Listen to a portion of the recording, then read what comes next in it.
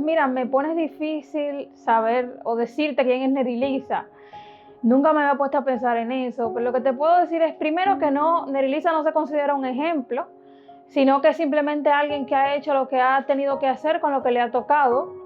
Soy una persona bastante curiosa, soy como un amante del conocimiento, sobre todo de la lectura. Me encanta viajar tanto a lo interno como a lo externo del país, experimentar nuevas experiencias y por supuesto tener interacciones sociales. Así que te podría decir que Nerilisa es una persona constante, perseverante y también muy perfeccionista, siempre tratando de hacer las cosas mejor que ayer.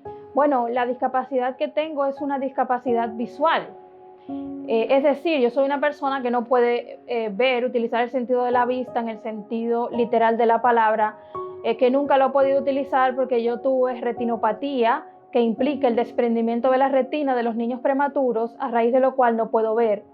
La terminología, como te dije, es esa, discapacidad visual, así como se dice persona con discapacidad auditiva o persona con discapacidad motora. Muchos de los que nos escuchan pensarán, ¿y por qué es tan importante la terminología? Porque, a las personas con discapacidad visual se les decía ciegos y todavía muchas veces se les dice. Y la terminología es muy importante por el lenguaje, porque el lenguaje simboliza lo que la sociedad quiere decir con un término. Antes, tal vez tú te acordarás, se decía minusválido para referirse a las personas con discapacidad. Eso implicaba dos terminologías, menos y valioso. Es decir, que uno era menos valioso, era menos útil para la sociedad porque no podía ver, porque no podía escuchar o porque no podía caminar.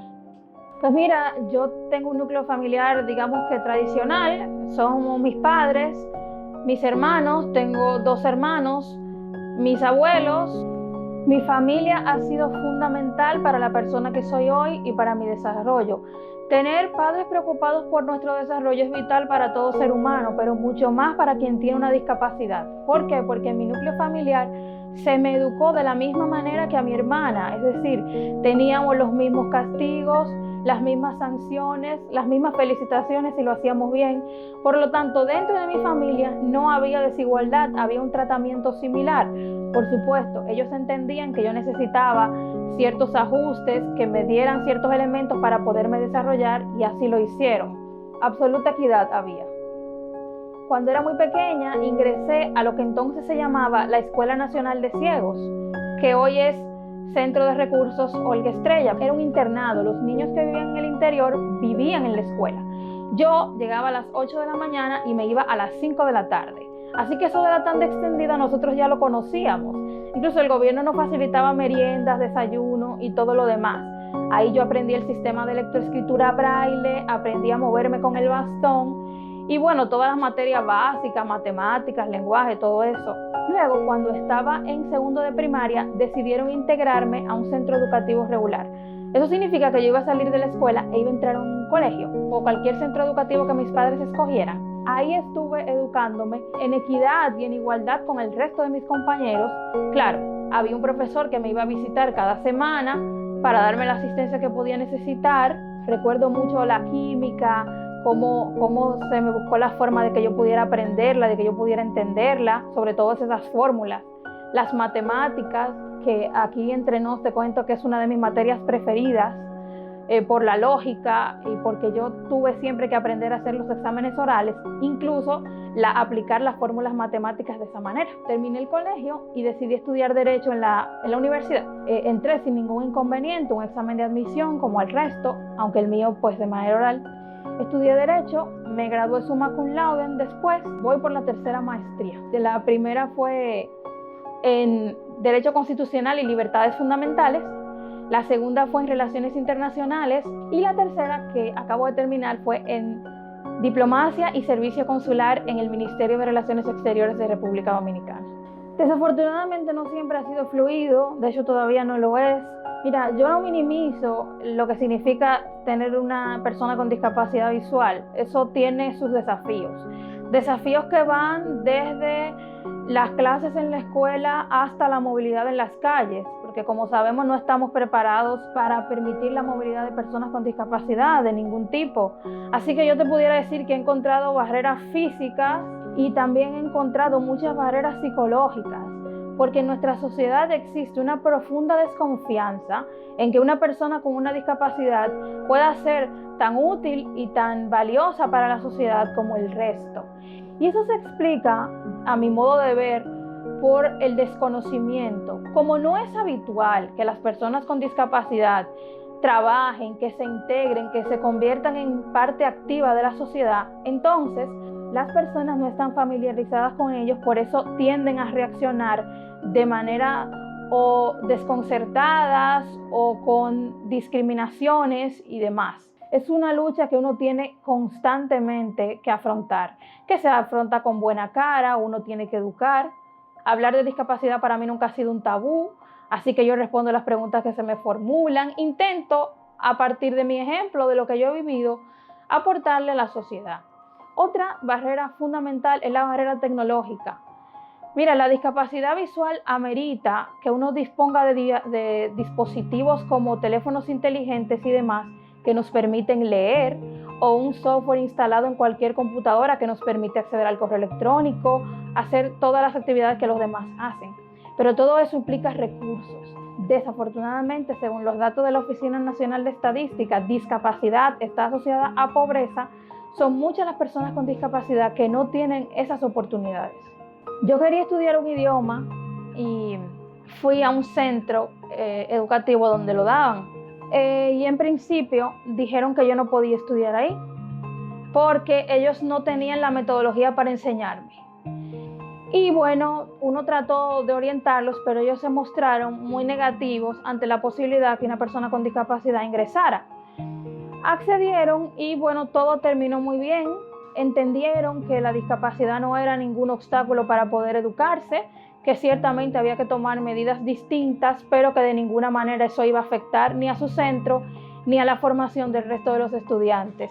Así que te puedo decir que esa es una de los privilegios, de las luchas que más he disfrutado ganar, digamos. Yo trabajo en el Tribunal Constitucional Dominicano desempeñando el rol de relatora, es decir, nosotros somos los que elaboramos el boletín jurisprudencial del tribunal, donde se colocan todas las sentencias con sus respectivos análisis.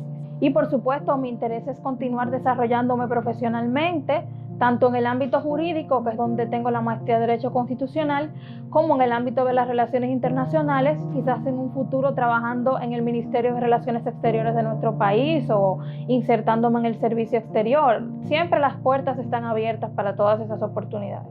Mira, la ley está revestida de un elemento fundamental que es la Constitución de la República. Nuestra Constitución prevé la protección de los derechos fundamentales de todos los seres humanos, incluso tiene un artículo que se refiere particularmente a las personas con discapacidad.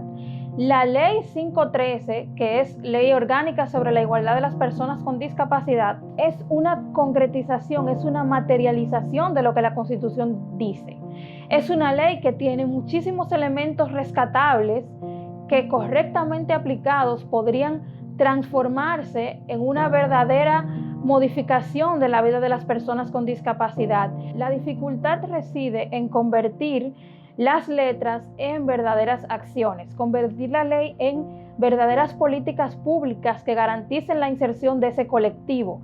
Y para ello lo primero que tenemos que hacer es que el Estado dominicano comprenda su rol y ejerza su función. Cierto es que cada uno de nosotros como individuos tiene el deber, ¿no?, de luchar por su propio desarrollo, pero la ley establece que el Estado dominicano tiene que tomar una serie de medidas que garanticen ese derecho. Por ejemplo, la ley habla de la inserción de las personas con discapacidad en el mercado laboral y da una cuota específica que deben cumplir el Estado dominicano, es decir, los poderes públicos y las empresas privadas.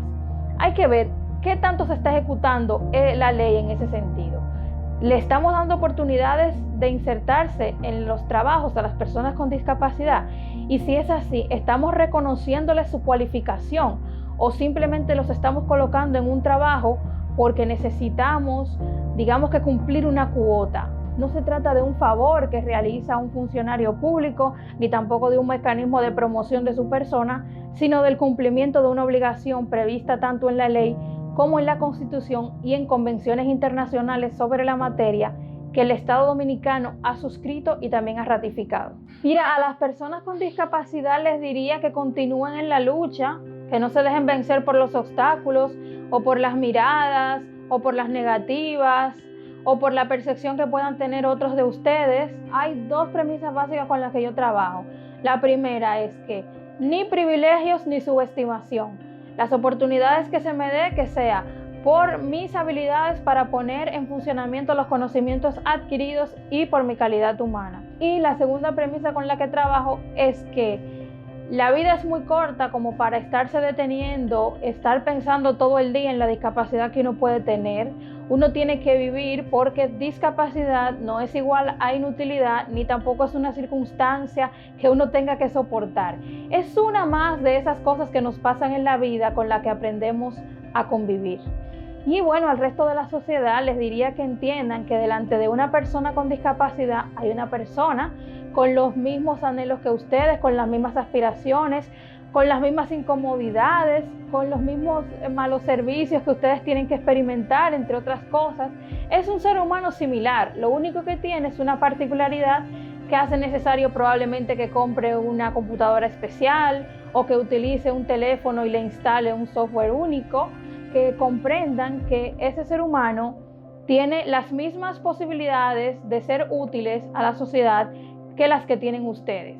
No les tengan pena, porque en absoluto nos la merecemos. Creo que la pena, la lástima es el peor sentimiento que una persona puede experimentar. Y bueno, nosotros lo que nos merecemos es concordia, conversación social, que podamos arribar a acuerdos y que podamos lograr una nación más inclusiva y, en síntesis, más igualdad entre todos.